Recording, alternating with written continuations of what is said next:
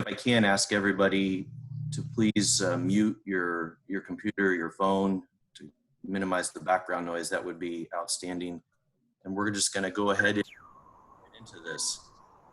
I want to welcome everybody. My name is Steve Lutz, Vice President for Middle East at the U.S. Chamber of Commerce.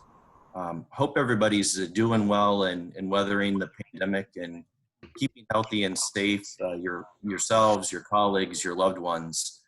We know that as we work remotely, that you have a lot of options for webinars and online programs. So we're very grateful for you taking the time to be with us today. And I do want to welcome everybody to today's webinar, the UAE's Journey in Space, on the sidelines of what is a historic moment in the UAE and around the globe with the Emirates Mars mission. And we're really delighted to be joined by somebody, a longtime friend to the Chamber, as our featured guest, Talal Al Kaissi, the advisor for special projects in the Office of the Director General at the UAE Space Agency. My colleague Kushchaksky will formally introduce him shortly and we'll hear from him. But I know we have several of you who aren't necessarily members of the U.S. Chamber or as familiar with us. So I do want to share that the Chamber is the home and represents the interest of about 3 million American companies of all sizes and sectors and geographies. And while we may be known for what we do domestically, it's in fact the international division that's the largest part of the U.S. Chamber of Commerce. And that really represents the interest and the challenges as well as the aspirations of U.S. companies as they look around the globe and at the many, many opportunities. I'm joined today by my colleagues, Kushchaksky, Senior Vice President for the Middle East, and Sarah Carley, who came to the Chamber just 3 weeks before we had to move to remote working. So the majority of her time has been spent joining us from her home in Alexandria. But she's the Middle East, and we're delighted to have her, as well as Christian Zur, who runs and is Executive Director of the Chamber's Procurement and Space Industry Council. At our Middle East department, we've historically and continue to have a large and substantive programs that have focused on Saudi Arabia, Egypt, and Iraq. And just last year, we in fact launched a bilateral business council, the U.S. Kuwait Business Council. For 2020, one of the main objectives of our Middle East department, in fact, is to build a more robust and engaged U.S.-UAE business program, akin to what we've been doing recently with Saudi Arabia. This program like this would not only convene events like this that brings together American business leaders and entrepreneurs with key officials in the UAE to have those important discussions and briefings, but also engage on those issues and policies that drive investment and commercial decisions and help develop an innovative ecosystem. We would, of course, do this in partnership with our AmShams in Abu Dhabi and Dubai, who have great leadership and engagement, and of course, in collaboration with our friends in the US and UAE governments, and the input and ideas and leadership of our member companies. The UAE is just too important of a close ally, of a regional leader, and a commercial powerhouse for the US Chamber to not have a more deeper and robust engagement and a strategic focus. Very recently, we were fortunate to have Saud Oasis, the commercial counselor at the UAE Embassy, provide a debrief on the recent US-UAE economic policy dialogue. Many exciting ideas were discussed, and in fact, the idea to host this webinar and have Talal join us came out of that discussion. We're of course going to leave it to Talal to walk us through that journey from the vision and the bold announcement in 2014 that brings us to today, and the first interplanetary venture by any Arab nation. And it's the sort of initiative, Talal, that I think it's more than about just Mars. It's the sort of initiative that we believe can and will accelerate UAE's transformation into a more diverse and innovative knowledge-based economy. It's the sort of initiative that can and will inspire a new generation of young women and men to pursue careers as engineers and scientists. And it's certainly the sort of initiative that can and will lead to new commercial and investment opportunities, as well as deeper collaborations between our government and with key international partners. So it's a sort of a mission that really embodies that nothing is impossible culture and attitude that the UAE is well known for and embraces. So exciting times for sure. Now I'd like to turn it over to Kush Chokski to formally introduce Talal. And then following his remarks, Sarah will open it up and we'll have a moderated discussion and questions for Talal. Kush? Thank you, Steve. Hello, my name is Kush Chokshi, and I'm the Senior Vice President for Middle East Affairs at the U.S. Chamber. And more specifically, we have the U.S. UAE Business Program at the U.S. Chamber that we're extremely proud of. We are joined by a number of folks today, but I want to start by thanking our two American Chambers of Commerce in the United Arab Emirates, AmCham Abu Dhabi. I know Liz Beneski, the Executive Director and CEO, is on with us today, and AmCham Dubai, the American Chamber of Commerce in Dubai. We are extremely proud of our two AmChams, and we are delighted that they are there. I also want to recognize the fact that we have NASA and the US Embassy as well here today with us. Today, I have the opportunity to introduce a dear friend of the Chamber, Talal Al Kaissi. During his 9-year tenure at the UAE Embassy, working alongside Saud Al Novais, the UAE Commercial Counselor, and Ambassador Al Ataiba, Talal was a wonderful resource and a friend. He worked as a senior advisor for commercial affairs in the UAE Trade and Commercial Office and led the UAE Space Affairs. Talal worked alongside the UAE Space Agency and helped to garner a framework agreement with NASA and build to ties across multiple sectors in the US, including the business sector. And we have many of those companies that are involved in the broader aerospace ecosystem with us here today. He worked not only to advance the UAE's interest in the US through bilateral trade policies and commercial issues, but also worked to attract FDI into the UAE. This positioned him perfectly for his current role as the advisor for special projects at the UAE Space Agency.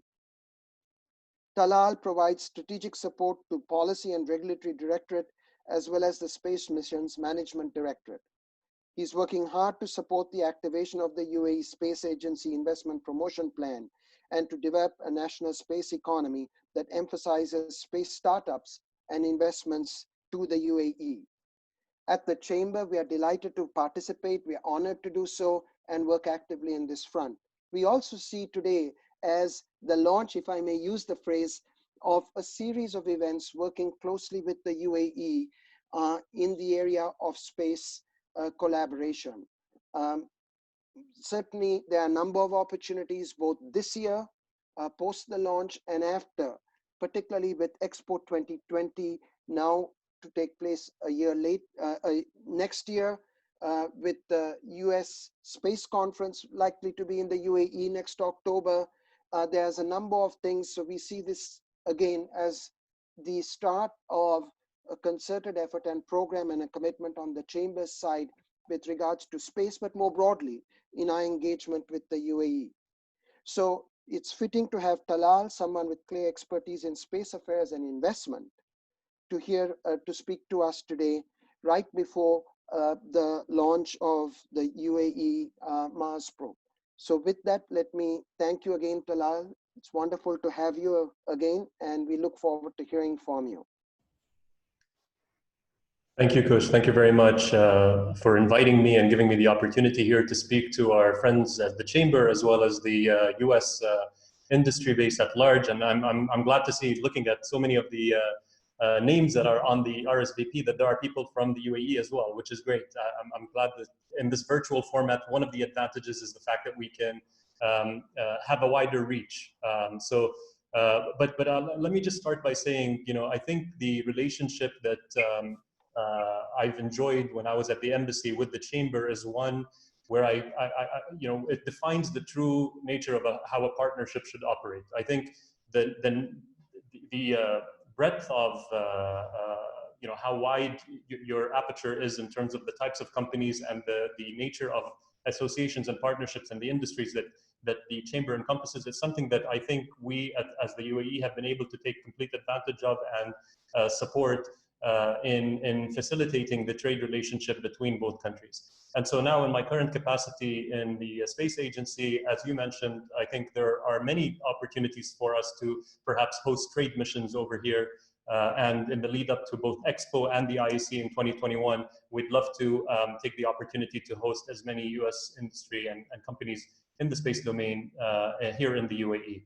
Now, before I go into my presentation, I'd also like to thank Saud Nuwais and the UAE Embassy Trade and Commercial Office for generating the idea of this opportunity. I think it's extremely important for us to be as closely intertwined with their efforts in advancing UAE commercial interests at large, and with space more specifically on my end. I'm more than happy to be as supportive as possible in that outreach and space diplomacy and public diplomacy effort as well.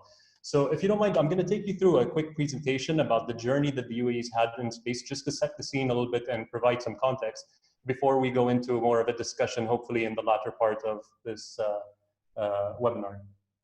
So let me share my screen real quick. I think the host needs to enable participant share screening for my presentation. So just let me know when I can try again.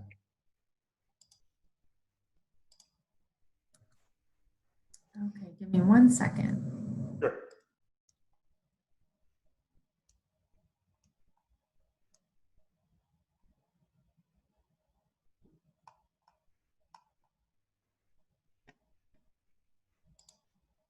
All right, perfect. Let me see here.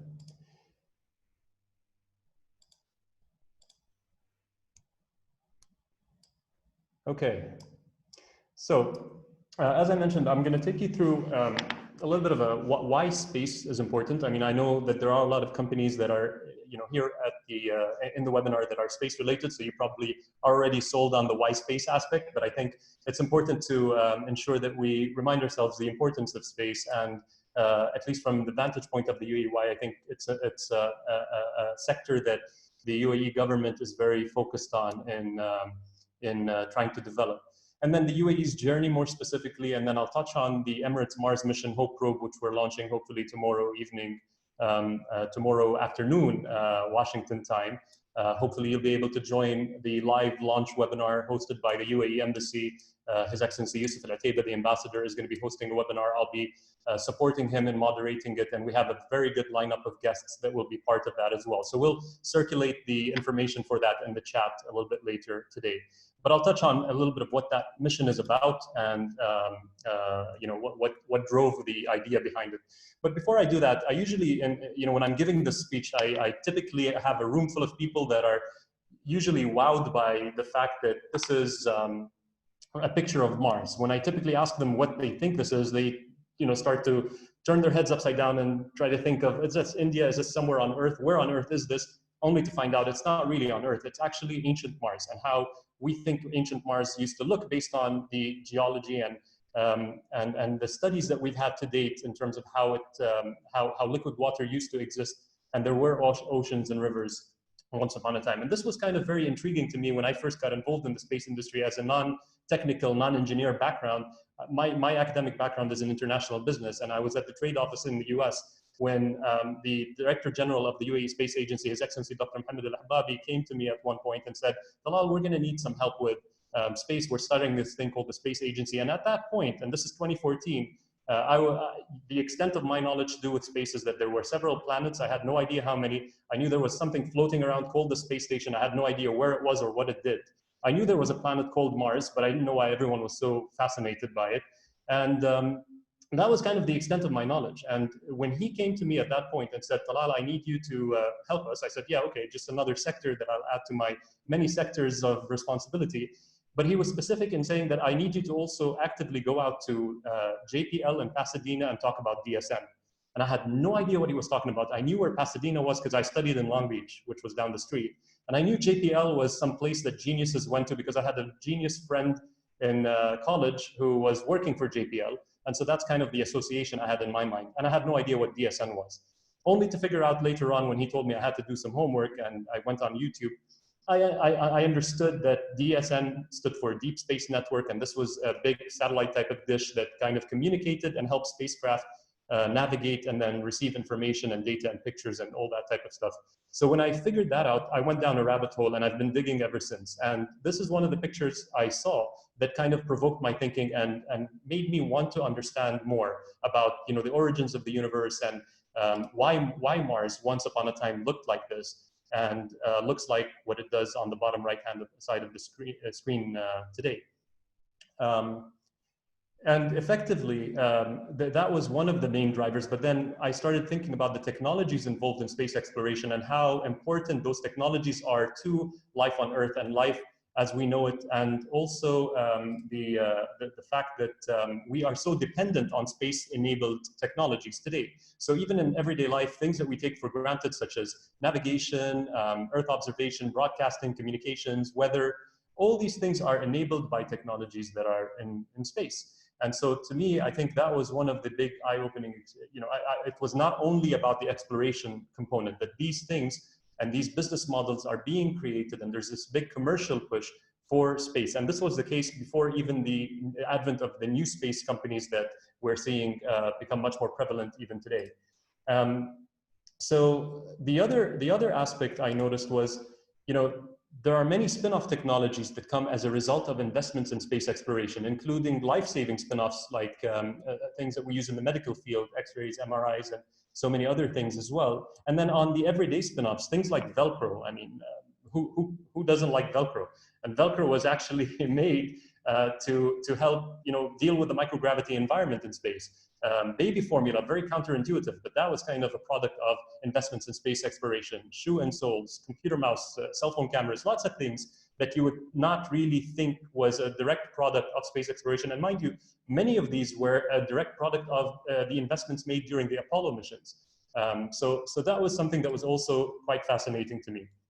Now, this picture is very special, not just because it's you know, taken right over the UAE, where you can see the Palm Islands clearly in the background, but this spacecraft, the Dragon capsule from SpaceX, was carrying, this was a commercial resupply mission that was carrying some experiments to the space agency, to the space station, including an experiment from the UAE with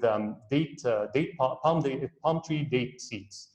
And the reason was we wanted to have Hazza al-Mansouri, our first astronaut, last September, conduct this experiment on the germination of seeds in microgravity, because this is going to, you know, generate some interesting science about potential future activities on Mars and in microgravity environment in general, and study the impact of the microgravity and high radiation environment on seeds.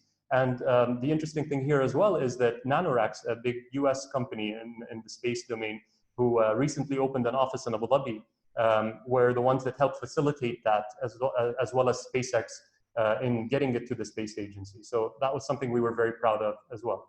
Now, to touch on real quick the journey into space, it didn't just start in 2014 when the agency was established, but it started actually back in the late 70s when our late founder, Sheikh Zayed, had met with some of the returning Apollo astronauts who had, you know, met with him and discussed with him the benefits of space exploration. And what we hear about those meetings is that he asked some very intricate questions about the benefits of space exploration and the benefits of going to space, and how that benefit can be applied not just to this region, but to humanity at large. And I think that was when the seed was planted within the minds of our leadership that this is a sector that we want to, at some point, delve into and be involved in. And so, you know, we went forward with a big diversification strategy to try to diversify our economy away from hydrocarbons to where today, you know, only about 25% or so of our GDP is contributed by oil and gas. It's like a complete reversal of what it used to be a decade ago. And so what's interesting about this is that we didn't only look at trying to diversify the economy away from hydrocarbons, but we were also trying to ensure that we were building a knowledge-based economy in the process. So anything we think we have a comparative and competitive advantage in, we build an industry around it from the ground up that helps us also enable the development of human capital and the talent required to stimulate those industries and ensure their success. So that was where space came in as a natural next step in that evolution at one point in time. And that point in time was actually before the agency was established. Back in 1997, when the Thuraya telecommunications company was established. So that was our first delve into the space sector. Yasat as well in 2007. And you know, these two companies have a big geographic footprint and serve customers in the US and in many other places. In the case of Yasat, their third satellite, you know, has a footprint that serves even South America. So a very commercially oriented business that's been quite successful in recent years, and something that we're leaning on as a space industry at large.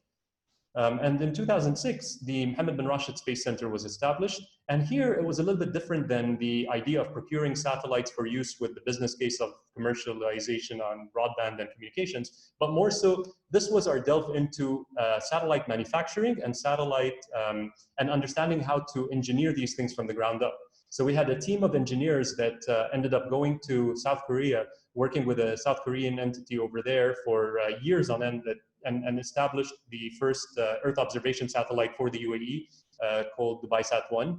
And then DubaiSat-2 was more or less a little bit more balanced, where part of it was built in the UAE, part of it built in South Korea, and the team was a lot more balanced as well. And then KhalifaSat, which was 100% done by UAE nationals in the UAE. So that natural progression of knowledge and technology transfer that ensued through the accumulation of knowledge in the program of developing the satellites. So the product was a UAE-built satellite. And then in 2014, His Highness Sheikh Mohammed bin Rashid Al Maktoum, the Vice President of the UAE and the Prime Minister and ruler of Dubai, made the announcement that the space agency was being established, and simultaneously announced the Mars mission. And so you know, one of the quotes that really stood out to me was he said, "We chose the epic challenge of reaching Mars because epic challenges inspire and motivate us." And you know, to me, someone who spent at that point about 6 years in the US at the embassy over there, and had just started to understand the impact of the Apollo missions, it was kind of analogous to the Kennedy moonshot speech, where you really had the whole nation start to think, you know, wow, this is a new direction, a new trajectory that not just the UAE will go on, but the Arab world as a whole would go on as a result of this type of an announcement. And so it was a huge responsibility, and obviously the technical team had to figure out how to make it happen, because one of the criteria was the spacecraft has to reach the Martian orbit by 2021, which is our 50th year anniversary. And so that gave us 6 years to develop and build it to where we can launch tomorrow night, because you can only do this once every 2 years, and for it to reach in 2021, it has to be launched in 2020. So you know, I mentioned the establishment of the space agency, and you know, the space agency is there to help bring together the sporadic nature that the space sector was operating under, and have an overarching federal umbrella that helped advance the UAE space interests internationally, and develop a framework from a regulatory standpoint, legal standpoint. So we have a space law, space strategy, and investment promotion plan. You know, enable educational institutions as well, and develop and enable the R&D spend through different space centers that we have in the country as well. The other thing that we're really focused on is regional support and regional leadership. So we've supported the establishment of the Arab Space Cooperation Group that now consists of 14 countries, something that we're very, very proud of, because I think this is you know, a good way for Arab countries to have a voice on the table in multilateral fora like the UN Committee on Outer Space. So this is something that I think you know, we want to see. Even if we are enabling our own competition to a certain extent, it's for the better good of the greater good of the region, and it's to also inspire the youth to and encourage them into STEM education. So this is something that I think we have to do a little bit more of. We want to have this group grow from 14 countries to more.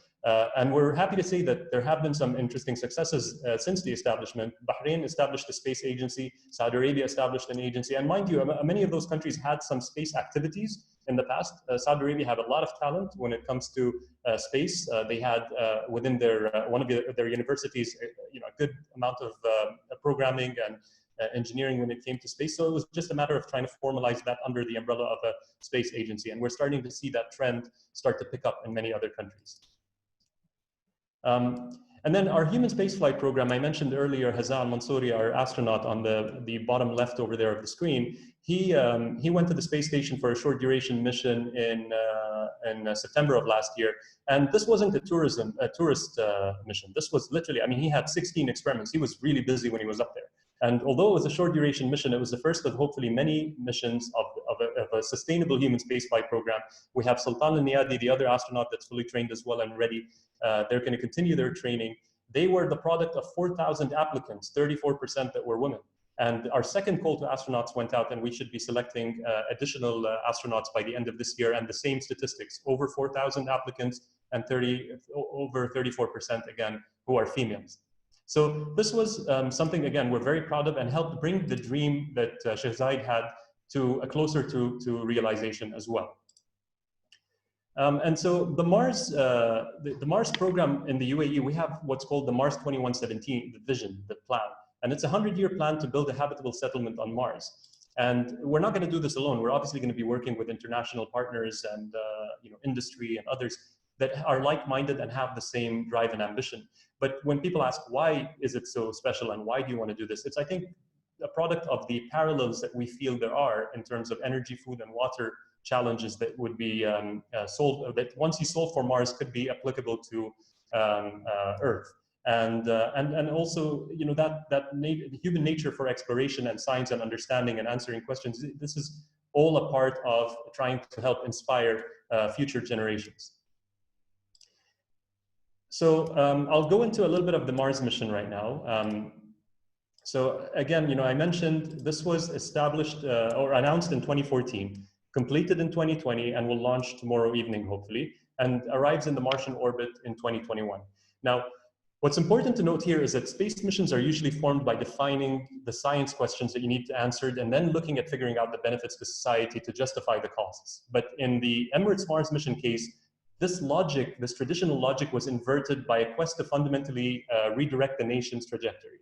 And it's a mission for national development before it's a mission for science. What's also amazing about this is that there was no previous domestic space exploration experience when this was announced. There wasn't even planetary science capacity in the country. There were no requisite infrastructure, and we had a deadline that was approximately within half of the time used by other comparable missions. So it was really an uphill battle to try to make sure technically that we would be ready for this and we were up to the task. And I'm proud to say that the core mission delivery team that was 100% local Emiratis with an average age of under 35 were on time and within budget for the launch. So it's something we're extremely proud of.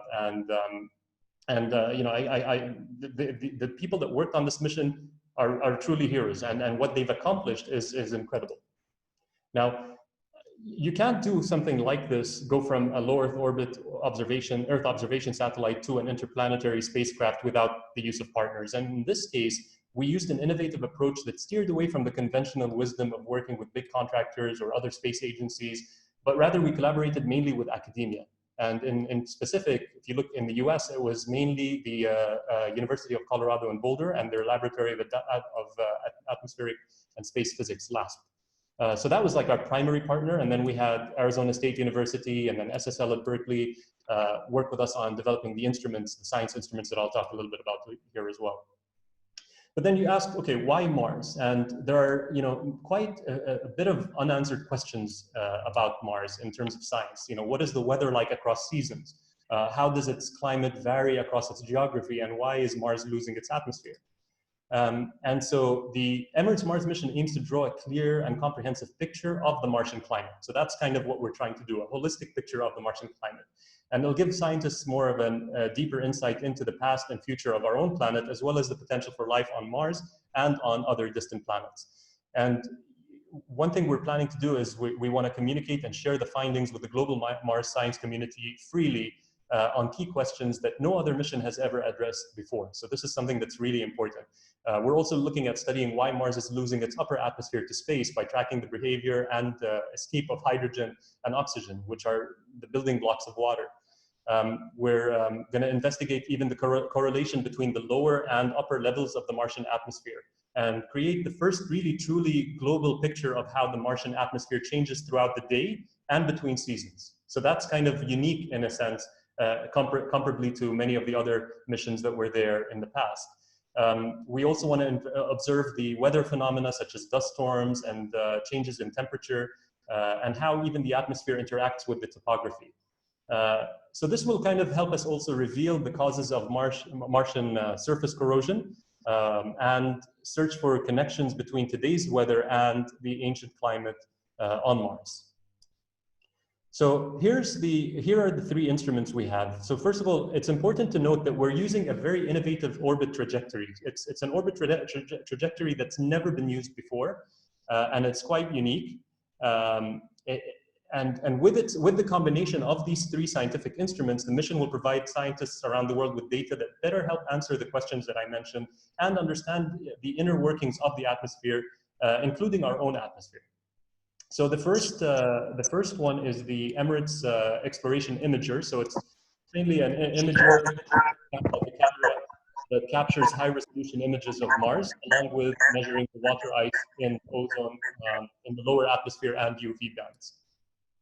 The second one is the infrared spectrometer, which will kind of measure the global distribution of dust, ice cloud, and water vapor in the Martian lower atmosphere. And then the third one is the ultraviolet spectrometer, which measures oxygen and carbon monoxide in the thermosphere and the variability of hydrogen and oxygen in the upper atmosphere. Now, the Emirates Mars mission kind of represents the UAE's vision for the future, one where knowledge and capabilities of the UAE nationals contribute to the wealth of our nation. The project is not only about sending the probe to Mars, but it also represents greater hope, and that's why the name is Hope, for the region in empowering the youth in the fields of science and technology. So there were several goals set by the government in this mission, and so there are scientific goals and mission goals. So the mission goals were to help train and prepare UAE scientists to do the science work in the field of space exploration, and also train and prepare UAE engineers to develop outer space exploration systems and instruments in the UAE, as well as build the necessary infrastructure to create a sustainable outer space exploration program in the UAE and establish partnerships with international entities in the field of outer space and exploration. So those were part of the goals, transferring knowledge. All these things are part of the mission objectives. And I'm happy to say, if you think of that, that means we've already accomplished the mission. The mission, by virtue of having the spacecraft on the launch pad today, in the midst of the pandemic, that we had to bring it there earlier than expected. And we went through, I mean, from February till now, it was all hands on deck, really, trying to make sure that we altered our plans with the reserve we had in schedule to make this happen. So it's a mission, it's a success already before it even launches. The science objectives are going to be just icing on the cake. It's just a bonus. It's upside, and so we're very proud of that. So we had about 450 engineers and experts and technicians that worked on this. In fact, there were about 51 or so scientific papers that were published. And as I mentioned earlier, it was on time and on budget. Done within 6 years. It's something that typically takes usually around a 10-year development time. About 12,000 tasks were completed in the 6 years, 5.5 million hours of work. 34% of the team were female members, and the science team were about 90% female. So this is something we're also very proud of. 66 components were made in the UAE. We've forged about 15 international partnerships with respect to this mission specifically. So that was something that was very important to us as well, to ensure that there was collaboration and that we were getting the best support needed for the execution of this mission. And we've engaged with over 60,000 students and teachers in outreach programs to do with this mission. And this is only going to grow when it comes to at least bringing in the science data that we're hoping to have and share, and support in generating the answers to many of the questions we have. Now, in terms of the journey, I won't go into this slide too much. There is a short video I'll play in closing that will show you what the spacecraft will go through tomorrow post-launch.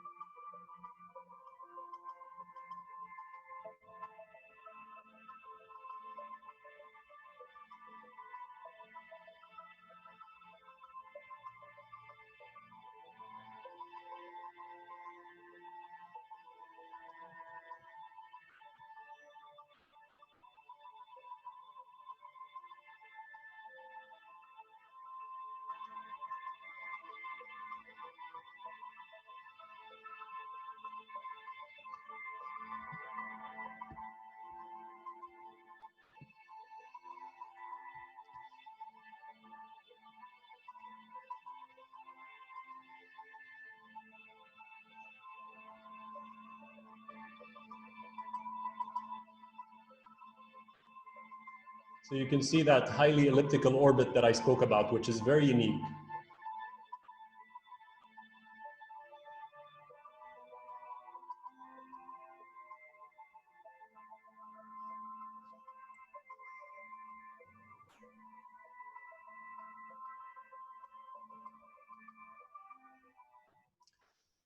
What it says in Arabic over there is nothing is impossible. So you know, that's a kind of a great way to get to my closing slide and answer the question of why.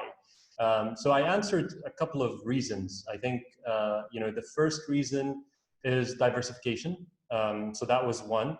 The second was, you know, our contribution to humanity and the knowledge that we were able to develop and the ancillary benefits that come out of investing in space exploration. And then the third reason, I think, that kind of is very subtle and goes unnoticed is the fact that, you know, we live in a region with about a third of the world's population, 50% under the age of 25, a very high unemployment rates, and a lot of negativity that emanates from this region.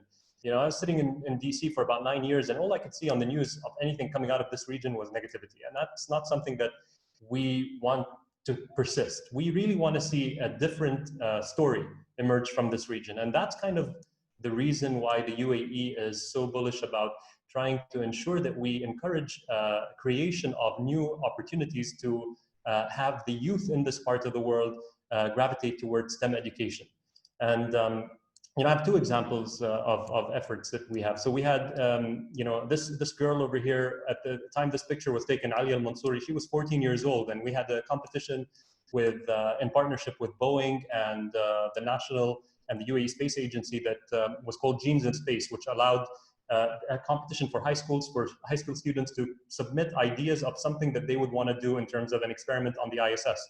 And this girl won that competition by coming up with a project to look at studying the effect of microgravity and high radiation to heat shock proteins. And the reason she came up with that is because she always wanted to be an astronaut, and she never liked the way astronaut suits looked. They were too bulky. And so she thought, okay, at some point in the future, genetic modification and CRISPR technology is going to get to a certain point and converge with what's possible with space. And maybe you can, you know, edit the genes of a human being to be able to protect the human being from the inside out rather than the outside in. So this is what this 14-year-old was thinking about while I was 14 sitting and playing on video games. So this is what we want to create more of in the region. We want more Ali Al-Mansouris.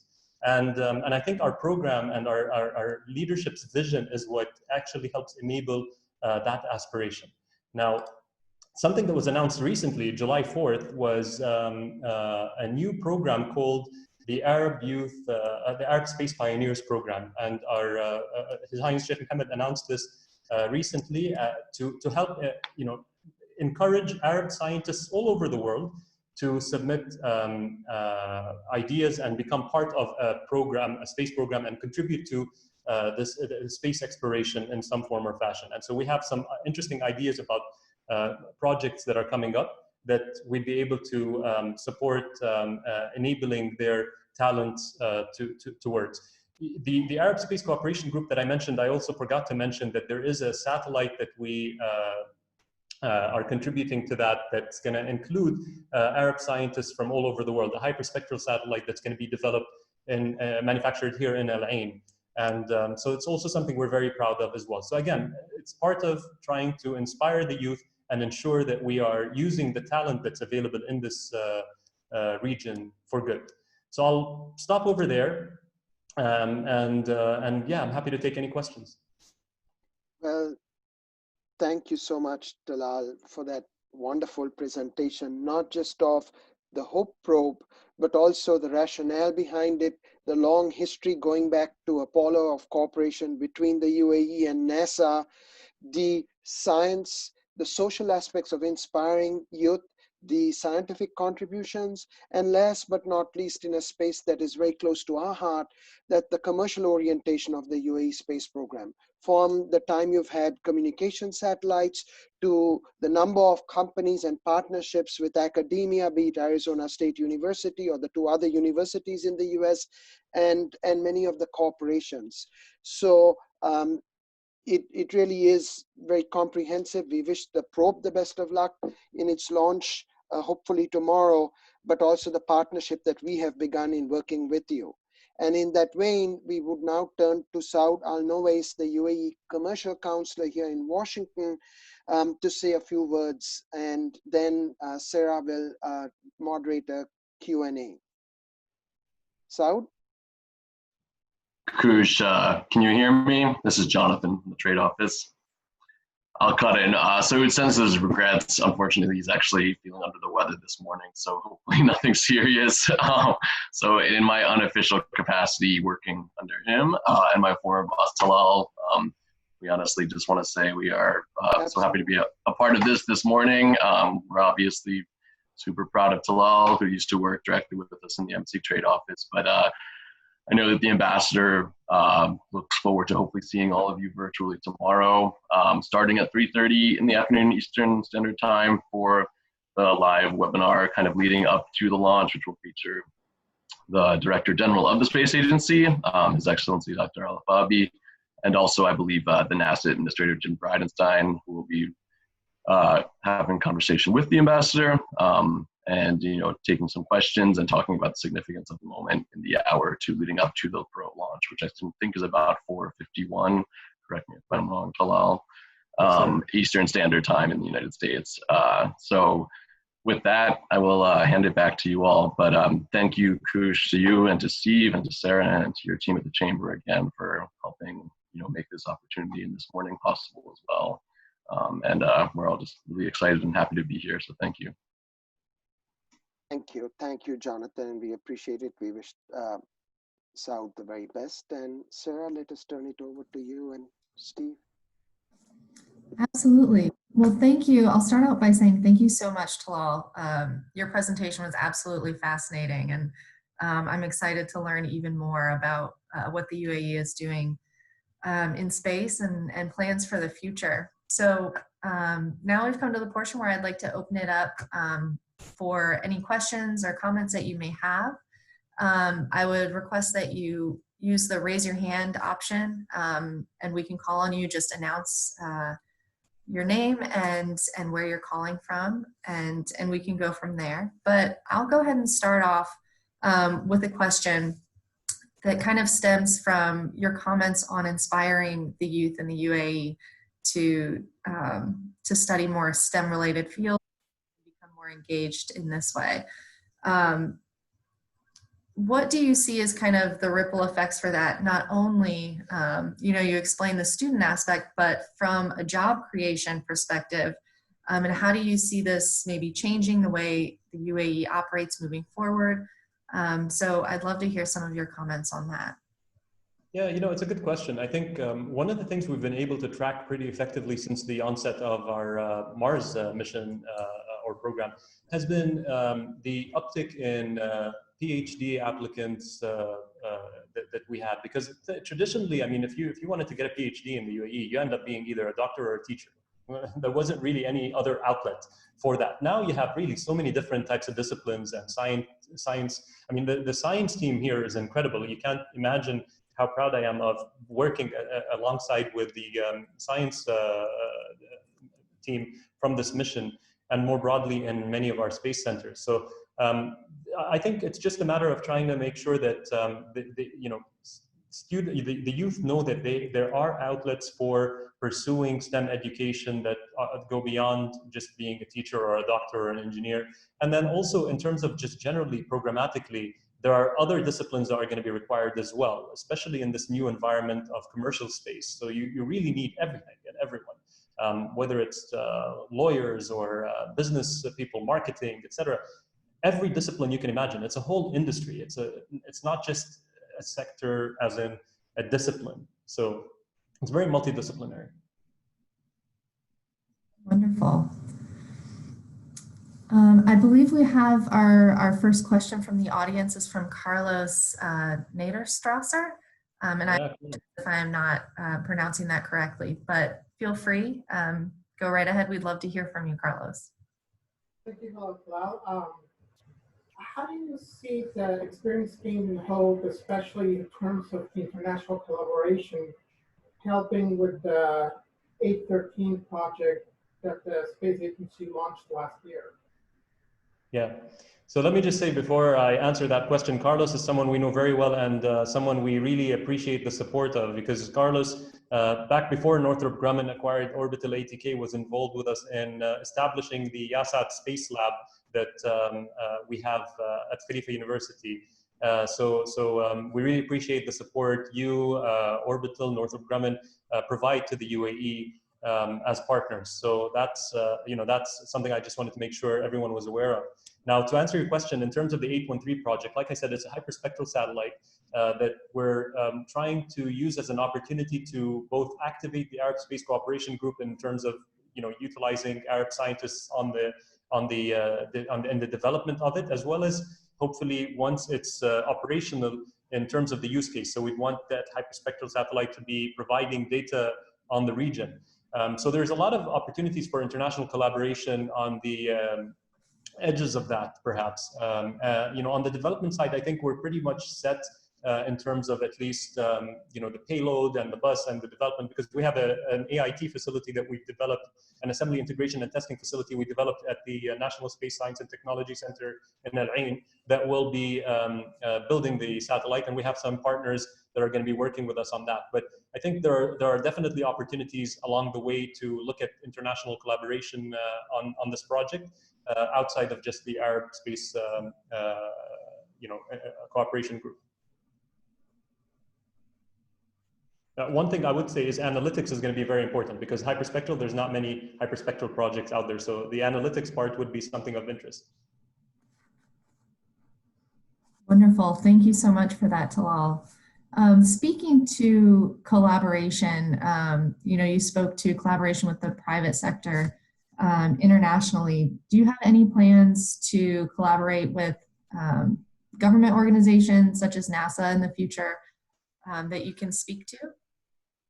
Yeah, I mean, generally speaking, I think there are many collaborations that we have through framework agreements and MOUs with over 25 international counterpart stakeholders and space agencies. So with NASA, we do enjoy a framework agreement and a very strong working relationship. We have a couple of different implementing agreements. So to the extent that you consider, our astronaut program training for the utilization of the Columbus module collaboration, we have an implementing agreement on that. On our Mars mission, we are going to be utilizing the Deep Space Network that I mentioned earlier, which consists of three main ground stations, one in Goldstone, California, one in Canberra, and one in Madrid. So that's another area that we are collaborating with NASA on.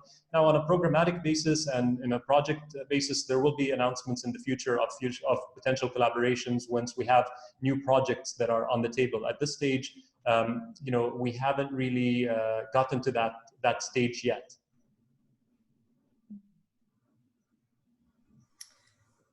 I believe we also have another question coming in from Saif. If you could go ahead and unmute yourself, or I can unmute you, and feel free to ask a question. Yeah, hi. So I just wanted to ask, what kind of new space exploration projects can we expect to see in the future coming from the space agency? Saif putting me on the spot. Saif is a good friend as well. Saif was one of the Lockheed Martin Space Fundamentals Training Program graduates, and someone that I'm very close with. I actually have a WhatsApp group called Smart Engineers and Talal, since I'm not included in the smart engineer part. Saif is one of the smart engineers. Saif, thank you for your question. We're not making any announcements yet in terms of what's coming next or what other big projects might happen. We're very laser focused on getting the Emirates Mars mission into orbit, and then hopefully in the journey to Mars. And you will hear about things in line with our ultimate objective that I mentioned, the Mars 2117 plan. So every single thing that we do, whether it's our human spaceflight program or the Emirates Mars mission, are all incremental steps to that ultimate objective. So there will be other incremental steps to get to that point. Wonderful, thank you. We also have another question in the chat, and it's in reference to suggesting future studies. The question is, there's been some evidence that drinking natural mineral water affects our health in many different ways than desalinated water. How could someone suggest a study like this for a future in space? It's very interesting. I never really thought of it, but I'm sure there is an application there. I mean, I would either send it to us directly or send it to Jonathan and the team at the UAE Embassy, and they'll filter it through to us and to some of our space centers, perhaps, so that we could look into it. But I'll need a little bit more information. But yeah, happy to look into it. Was that Jason? Was that you? Yeah. Okay. We also have a question from Jaden Sage. Feel free to unmute yourself and go ahead. Hi, can you hear me? Yes. Yes, sir. Okay, awesome. Excellent presentation, Talal. My name is Jaden Sage. I'm an angel investor in the US in the new space sector. And I was wondering, as part of the HOPE plan for the youth in the Middle East, will you be engaging in an accelerator for startups in any capacity? And what your views are on that? Yeah, great question. So we have already begun supporting existing startup accelerators that are present in the country. We in fact have an active relationship with an entity called Crypto Labs here in the UAE, and we've conducted a program with them called the Global Industrial Space Accelerator. And so that you can look that up, and I can send you more information on it. There's another one called in a facility under Mubadala called Hub 71, where Starburst were the accelerator, and so there are a couple of different companies that are there. So yeah, that's a very interesting area to us. We have what we call at the agency the investment promotion plan and investment promotion strategy, which we're trying to activate in enabling the development of an ecosystem for space. So this is a critical part of trying to build a space economy.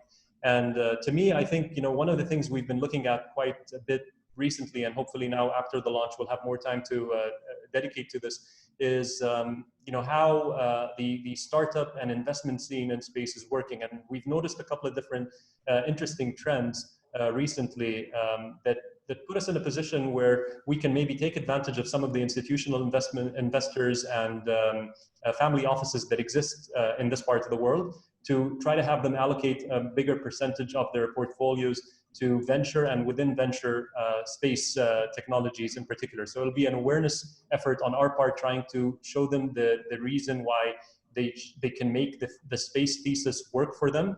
The problem that I found though in space investments, when you look at it through the traditional private equity or venture type lens, is that you know, they're typically very ROI, IRR sensitive, and IRR is extremely sensitive to the return of investment as well as the velocity on return. There's a great company in the US called Voyager Space Holdings that's been trying to shift that dynamic a little bit by looking at placing more patient capital, because the benefits are the same as what you would look for in private equity, but they're just a lot more back-end loaded and a longer time horizon with space investments. So trying to figure out how we can find the sweet spot for the UAE and enabling space investments through either our institutionals or some of our family offices is something that I'm going to be working very, very hard on in the coming months. Wonderful. Circling back just briefly to the discussion about empowering the youth to study STEM, how are you connecting with the K-12 schools in the UAE to expand the STEM curriculum in space? Yeah, so this is something that we're very much involved in at the agency level. We have an education department that's fully dedicated to K-12, as well as supporting the sponsorship of university students, both domestically and abroad. On the K-12 side, we have relationships with the Ministry of Education on a federal level, but also on the Emirate level with different educational councils, and in Abu Dhabi and Dubai and elsewhere. But the one in Abu Dhabi, we've recently had a lot more engagement with in somewhat a joint working group that we are trying to find ways to embed space-based curricula in the programming, even at the youngest of ages. I mean, even if you look at the preschool, it's important to have that message. And I think one thing that's been really helpful to us is having an astronaut like Hazza go around, and he's become really a celebrity. He's like a rock star here. So every time he goes anywhere, everyone knows who he is and everyone wants to hear from him and be like him. So that's really helped us in getting people to start thinking that they can do it too. And again, I think to the extent we can emphasize the point that you don't really have to be a scientist, engineer, or mathematician or anything like that to become to work in the space program. the better it is that message can resonate and people can direct their academic trajectories in that direction. Well, great. Thank you so much. That was, you know, it's really great to see how the UAE is really kind of empowering the students and expanding in that way. We also have another question from Carlos Borde, and I apologize again if I'm pronouncing that wrong. Feel free to correct me. He asks, can you please talk to us about the vision and plans for developing a space industry ecosystem in the UAE over the next 3, 5, and 10 years? Yeah, so definitely. So I kind of mentioned a little bit about what we're trying to do. We have to take on a crawl, walk, run approach, right? We can't really go into something. You know, the US had a lot more time than us to establish what it has today that generated the effective commercial space industry that we see that's quite vibrant, and that took a real mix between the private sector as well as the government enabling that with interesting, innovative contracting models. In our case, we're going to try to do it as fast as we can, but we're also going to try to do it in a very prudent way. So one thing that I'm not going to be able to talk to the specific timelines of next 3, 5, or 10 years. I'm hoping that we can do this sooner rather than later, because the low-hanging fruit for us is to try to leverage what we're already good at. And what we're already good at are some adjacent industries, including energy, for example. The energy industry, we excel at mining and power generation and things that are that you can correlate to the space sector in many different ways. So one aspect of space exploration that's going to become much more prevalent and important in the future exploration missions is going to be what they call ISRU, or in situ resource utilization, which effectively means trying to live off the land of wherever you're going and trying to mine in space to be able to use the resources that are there to avoid having to take everything you need with you. And so there are certain technologies when it comes to the oil and gas sector, for instance, that are directly transferable. And sometimes if you're going to do something and innovate on that, then you can optimize R&D efforts and R&D spend between both sectors to come up with a product that could then end up helping build cost efficiencies and maybe commercialize new technologies for the terrestrial application. So that would be a way to try to make the investment in those efforts worthwhile, because you can lead it to a path to monetization very quickly. So the remote operations, autonomous operations, robotics, all these things. If you look at Canada, for instance, Canada having a great model. I mean, Canada invested very early on with the initial shuttle missions on the robotic arm that then ended up becoming the Canada Arm 2 that's on the space station. And now they're thinking of the gateway that's going to go around the moon. And so a whole spillover and industry in artificial intelligence, machine learning, and robotics was created in Canada as a result of that. So they were able to really carve out a niche and drive towards it and become the go-to country when it comes to these technologies. So we're in a similar position right now where I think we can take advantage of some of the things that other people have done to bring down the cost of access to space and increase access to space and build business models on top of those rather than trying to duplicate efforts in any way. So you look at the US, there are efforts in reusability with reusable launch vehicles, for instance. And then you have other efforts like with the Rocket Lab that are making access to space a lot cheaper as well. So you have SpaceX, you have Rocket Lab, you have Virgin Galactic, you have so many companies, I can't name them all. And each one brings something new to the table that's reducing the cost of access, the biggest inhibitor that we've had, and also increasing the efficiency. So you're not throwing away a rocket every time you send something to space, which would be analogous of throwing away a plane every time you fly from DC to LA. You're able to literally end up reusing that and amortizing the value so that you can have a cheaper ticket per se. So new business models can be built on top of those platforms that are being created, whether or not they're fully established yet. You can have your business model in a certain way depend on the success of some of these companies and try to go to where the puck is going, to use a hockey analogy, rather than where it is. And so that's kind of how we are looking at it as the UAE. So we're trying to find that sweet spot. We have some ideas and we will leverage other industries that we excel in.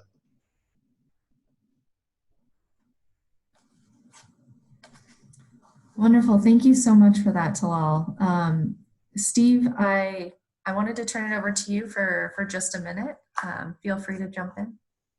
Well, I just wanted to ask a follow-up question. You referenced and had as part of your presentation the Arab Space Cooperation Group.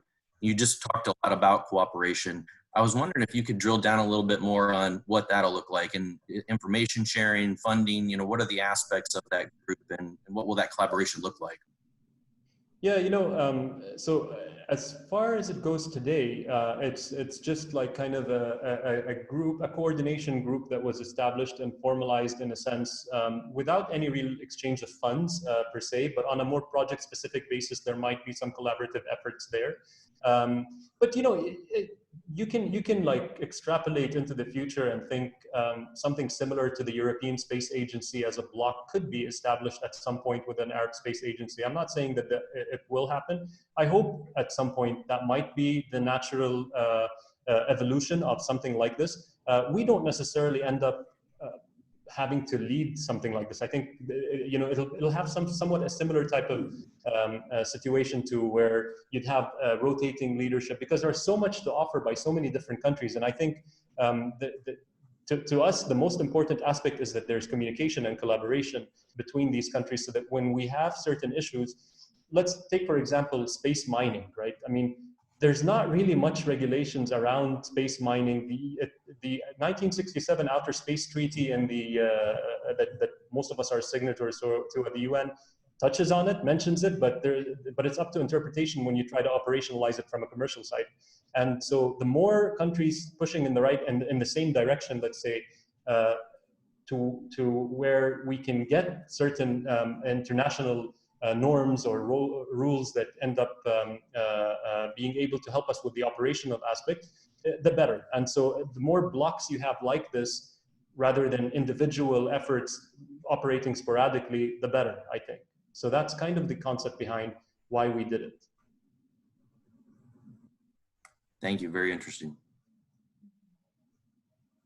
So as you touched a little bit on the international regulations and how those will be applied to moving forward in space, the question that was asked is, how can the UAE lead a long-term space sustainability initiative to make a space culture more of an international scale? Yeah, so we look at space sustainability in a variety of different ways, to be honest. I think there is sustainability in space, and then there's sustainability on Earth that's enabled by space as well. So we look at both components. Sustainability on Earth enabled by space, obviously with the weather observation and many other types of things that you could do to help. Even this pandemic, I mean, it really allowed for an interesting unsolicited experiment that was done where everyone was home, and we were able to actually visibly monitor and measure the impact of or the lack of impact on the atmosphere from the emissions, let's say, because you were able to see those things through satellites, and this could help inform future policymakers when they're looking at global warming type or climate mitigation efforts. But then the sustainability aspect in space is also very important, because there is a problem of potential debris. And so there have to be certain rules and regulations that get developed eventually to allow for more responsible use of outer space. And the UN play a big role here. We actually just signed an agreement with the UN virtually recently, which will establish a UN office in Abu Dhabi that will look at sustainability, become a center of excellence for sustainability and debris mitigation. So that's kind of what we're trying to do. We're playing a very active role. We have a policy directorate at the agency that's extremely active and have a very strong voice at the United Nations. Thank you for that. Switching gears just slightly. In the chat, it was mentioned that one of the largest challenges that's faced is the sheer distance between Mars and Earth, and the amount of time that it takes to transport. You touched on that a little bit in your presentation too. How can we manage that aspect using new technologies? Yeah, there are a lot of new technologies that I don't think there's much innovation that's needed. I think it's just having the regulatory environment catch up with technology sometimes, because you could think of nuclear electric propulsion that would maybe cut the time of the journey in half to Mars. But obviously, there's a lot of politics involved with nuclear technology and its use in space. So, but it's an inevitable eventuality. I think that things like that will happen. There's some interesting electric propulsion technologies as well that are being looked at. So, those things would be, I think, very useful to continue to work on. And there are some very impressive companies that are trying to solve these problems and introduce new technologies and working to move the needle on the regulatory aspect. Thank you so much. Do we have any other questions from anyone who is on the line? And I'm getting a lot of private messages saying thank you and congratulations. So I really apologize if I don't get back to you personally. I'm going to copy and paste all this so that I can try to get back to you personally. But let me just say, I really appreciate all the kind messages that that you're sending me on the chat. A lot of people that I haven't seen in a very long time. So I'm really, really honored that you're here with us. Well, and thank you so much, Talal. This was an absolutely fascinating presentation, and we really appreciate you being here. And thank you to everyone who reached out and was asking a question. We love hearing from everyone as well. So Steve, I'll turn it back over to you, and we can go from there. Well, thank you. And just to echo on behalf of the U.S. Chamber and our team, Sarah, Talal, thank you so much. And this was inspirational and quite informative as well. And the commercial applications and the opportunities going forward are absolutely immense. We do want to offer, if you have any final thoughts, and before doing so, I do want to plug. We actually, Talal, you'll appreciate this given your previous position at the embassy. We're partnering with our AmChams in Abu Dhabi and Dubai to host an Invest in Sharjah webinar on July 21st, and we actually have leadership from both Invest in Sharjah, Shuruk, the Sharjah Research, Technology and Innovation Park, and Sharjah Media Center will all be with us. So yeah, stay tuned for an invitation for that if you haven't received it already. But Talal, let's throw it to you for any final words, thoughts that you might have before Kush closes this out. Sure. Let me also just real quick post to everyone in the chat both my LinkedIn as well as the post on LinkedIn that invites you to join the live launch webinar we're going to be hosting with Ambassador Al-Ateba tomorrow. So I just posted that there. So anyone who's interested, please do that. And if you want to follow me on LinkedIn for any updates to our program generally, even during the duration of the 7-month journey, hopefully to Mars, I'm more than happy to engage with you. Steve, again, I can't thank you enough for the opportunity here, you, Kush, and the team, Sarah, and everyone else, for allowing me to share with you our story, our experience, and also engage directly with your members. I think it's very important for us to be as engaged as possible, especially to convey our appreciation for the great partnership we have bilaterally. And I invite all of you to come out to the UAE when we get back to a level of normalcy, which allows more frequent travel. We have the World Expo taking place next year in Dubai, 2021. So there's a lot more time now to prepare for it. And I think the US Pavilion is going to be a very interesting one that has a big space contingent. I see some of the US Embassy representatives, Allison and others here on the line. So I encourage you to engage with the embassy there and engage with our embassy in DC and find ways to interact with us and hopefully make it out here. We also have the International Astronautical Congress that was also delayed from this year to next year. So maybe you can hit 2 birds with 1 stone and come here for both IAC as well as the Expo. Now, in terms of final thoughts, tomorrow's a very special day for all of us in the UAE, and then for everyone really that's involved in the space community, because we're all really one family. There's not really much in terms of politics or competition when it comes to the space domain. Everyone's striving for the benefits of humanity at large. And while it's a mix of different types of nerves I've never felt before, I can only imagine what my colleagues that are engineers that actually physically worked on the mission are going through seeing that thing sitting on top of a rocket. To me, like I mentioned earlier, the success is already in the lead up and what brought us to this stage. So for all intents and purposes, it's already mission accomplished. And that kind of takes a little bit of the pressure off because this is just the beginning.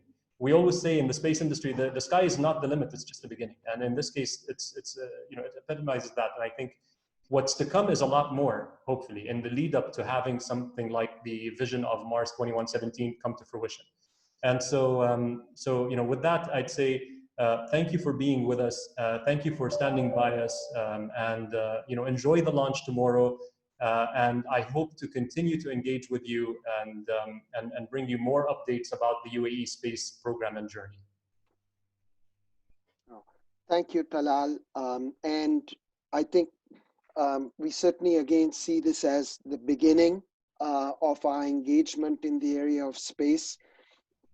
And certainly with the International Congress next year, the World Expo, we would, yes, are committed to bringing a mission out there and look forward to doing that. But in the interim, before that mission, look forward to exploring with you the next opportunity for us to have you back to give us an update on the progress of HOPE, but also in terms of where the types of other companies and entities that we can plug into the broader space exploration efforts that the UAE is undertaking in partnership with the US. So thank you again. We will share your LinkedIn, which you've already put and everyone's received on the group chat. And we will certainly pass the word out again about the event tomorrow with the ambassador and the head of the space agency and the launch. So thank you again for all of your time and a wonderful presentation. My pleasure. Thank you.